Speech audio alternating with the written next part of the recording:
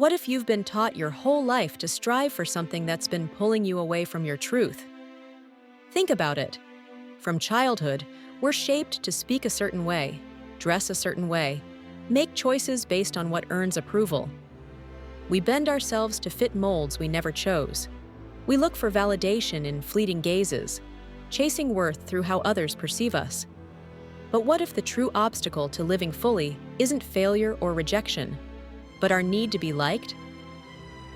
Michel de Montaigne, a 16th century French thinker, faced a crumbling world of war and uncertainty. Instead of fighting the chaos, he stepped back. He locked himself away in a tower, not to hide, but to understand. Not the world, but the human heart.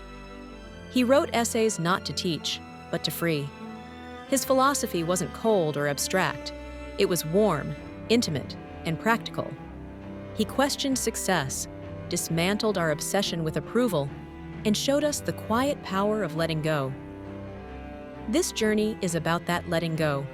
It's about the anxiety of needing to be liked, the fear of not being enough, the burden of always being in control.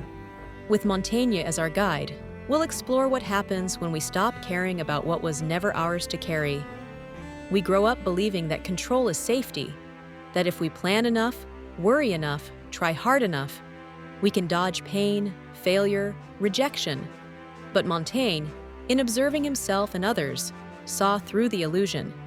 Control is often a myth. Life doesn't obey our plans. The world doesn't conform to our will. The people around us are not ours to manage. And in trying to manage everything, we burn out. We drain the very energy that could be spent on creating, loving, simply being. After nearly dying in an accident, Montaigne realized something profound. No precaution could have prevented that brush with death. And in that moment, something shifted in him. He let go. He saw that most of our suffering comes not from what happens, but from what we fear might happen. He said it best. "My life has been full of terrible misfortunes, most of which never happened.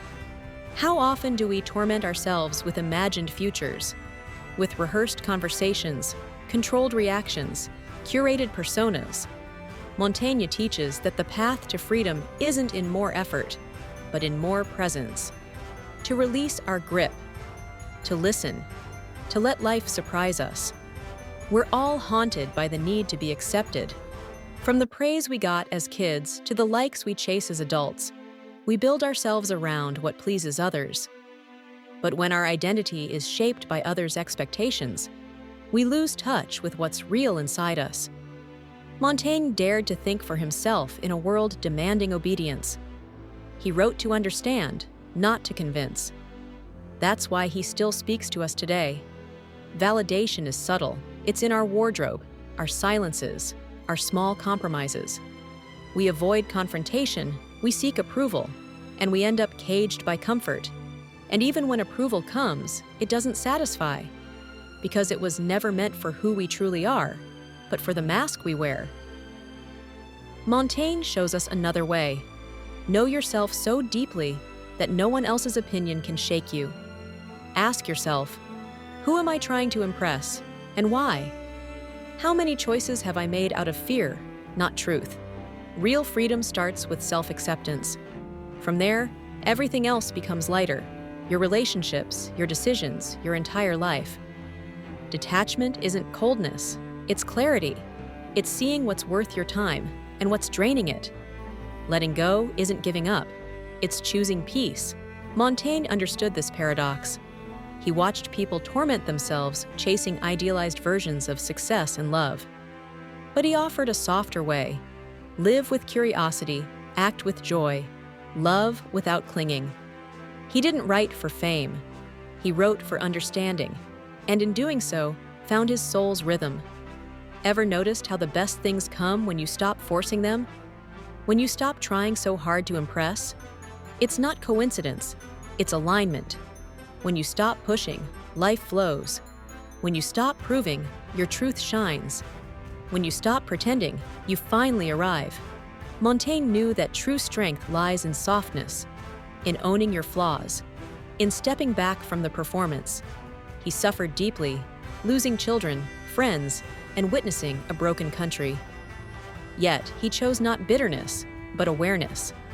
In solitude, he embraced his contradictions, confessed his vanity, exposed his fears, and in that, we saw ourselves. He wrote, "I describe myself only as I am at this moment." That honesty is power. We're not fixed beings, we're in motion. And when we accept our shifting nature, we drop the act and live more truthfully. Today's world screams for perfection. Montaigne whispers, "Embrace your mess." Wisdom comes not from control, but from intimacy with our imperfection. Nowhere is detachment more healing than in our relationships. We cling, we demand, we shape others to mirror our needs, and when they don't, we break. But Montaigne's friendship with La Boétie was different. It was presence without pressure, love without control. That's the rare magic of connection without possession. He teaches us that the deepest bond isn't forged by gripping, but by letting each other be. Ask yourself, how many of your relationships are fueled by fear, not joy? Answering that may hurt, but it also frees. At some point, something inside you lets go, not because you've given up, but because you're finally ready. You see that holding on is what's been hurting you, and you let go, not out of weakness, but wisdom. Montaigne didn't preach surrender as defeat. He saw it as a return, a reconnection with what is. He reminds us, you don't have to fix the world. You just have to show up, whole, present, and real. And when you do, the world shifts around you. So, what are you still holding on to that's already started to hurt? What would happen if, for just a moment, you let it go? Share in the comments your experience with letting go. Maybe your story is the one someone else needs to hear today.